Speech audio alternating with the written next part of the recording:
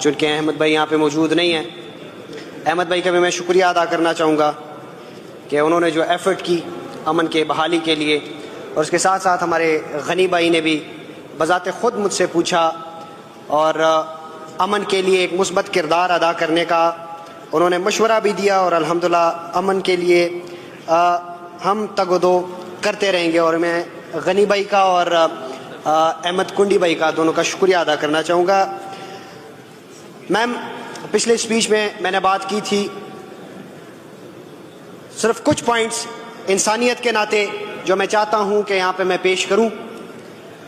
جو کنزلیزئی میں واقعہ ہوا تھا، میم وہاں پہ میں موجود تھا۔ ایک انسان ہونے کے ناطے جو لقب اللہ رب العزت نے ہمیں دیا ہوا ہے اشرف المخلوقات کا، اس کے ناطے جب ہم ڈی ایچ کیو پہنچے ہیں، جو زخمی وہاں پہ تھے، ہم تب تک وہاں پہ موجود تھے جب تک باحفاظت انہیں کیمپ منتقل نہیں کر دیا گیا، اور یہاں تک ہم نے اس بات کا ذکر کیا کہ انہیں میڈیسنز فراہم کیے جائیں فری تب تک جب تک یہ صحت یاب نہیں ہو جاتی۔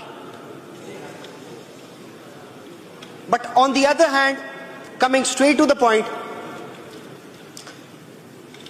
جب یہ اچت کا واقعہ ہوا کانوائے پہ، سارے باتیں ایک جگہ پہ، لیکن یہ 6 ماہ کے بچے کا جس انداز میں ٹارگٹ کیا گیا اور جس انداز میں اسے شہید کیا گیا، یہ کوئی انسان نہیں کر سکتا۔ یہ انسان کے شکل میں درندے موجود ہیں جو دین اسلام کو بدنام کر رہے ہیں۔ اس کے ساتھ ایک چھوٹی سی بچی جو 3-4 سال کی تھی، اس کے منہ میں جو ہے نا فائر کھول دیا گیا۔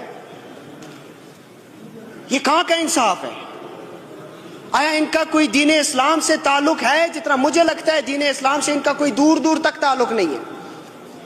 وہ مائیں بہنیں جو زخمی حالتوں میں پناہ مانگنے گئے تھے، گھروں سے ان کو یہ جواب ملتا ہے کہ اگر ہم نے آپ کو پناہ دیا تو ہمارے گھر جلائے جائیں گے۔ میری گزارش ہے کہ پہلے تو انفارمیشن لی جائے کہ یہ کون سے لوگ ہیں جو ان لوگوں پہ اتنے حاوی ہو چکے ہیں کہ وہ ڈر کے مارے وہ زخمی فیمیل ان کو پناہ نہیں دے پا رہے، اور ایک آدھ گھر میں جب انہوں نے پناہ لی ہے، زندہ لے جایا گیا ہے اور مردہ واپس باہر لایا گیا۔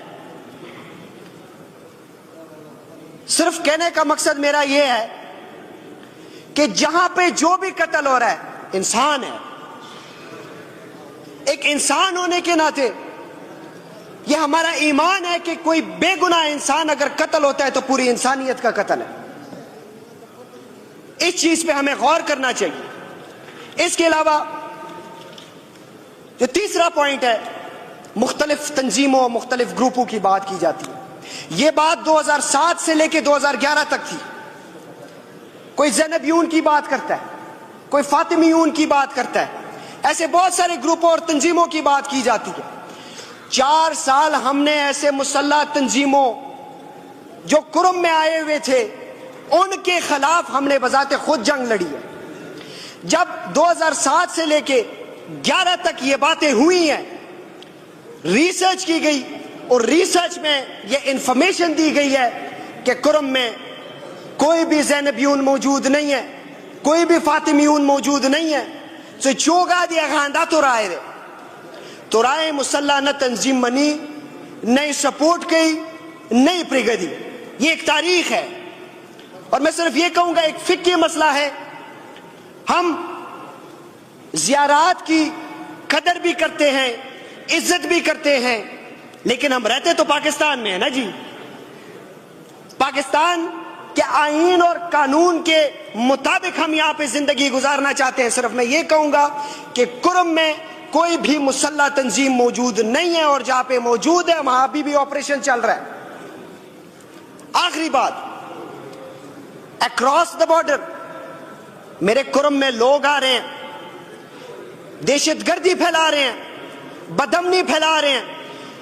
اس بات کی ریسرچ کی جائے کہ یہ لوگ جو آتے ہیں انہیں کون لاتا ہے, انہیں پناہ کون دیتا ہے, انہیں سپورٹ کون کرتا ہے, انہیں فیسیلیٹیٹ کون کرتا ہے. شکر الحمدللہ ہمارے پاس ڈول نیشنلٹی نہیں ہے, سوائے پاکستان کے نیشنلٹی کے ہمارے پاس کوئی نیشنلٹی نہیں ہے. اور اس پاکستان کے ساتھ ہم مخلص ہیں اور محب وطن ہیں.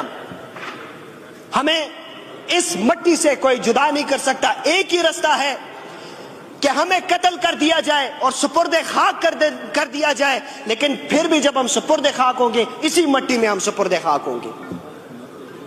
میں یہ جتنے پوائنٹس میں نے یہاں پہ پیش کیے ہیں, میں گزارش کروں گا کہ اگر ان میں سے کوئی ایک بات بھی ایسی ہو جو جھوٹی ہو, مجھے اسی اسمبلی میں اٹھایا جائے اور اسی اسمبلی میں مجھے کہا جائے کہ آپ اس قابل نہیں ہو کہ اس ایوان میں آپ بیٹھیں.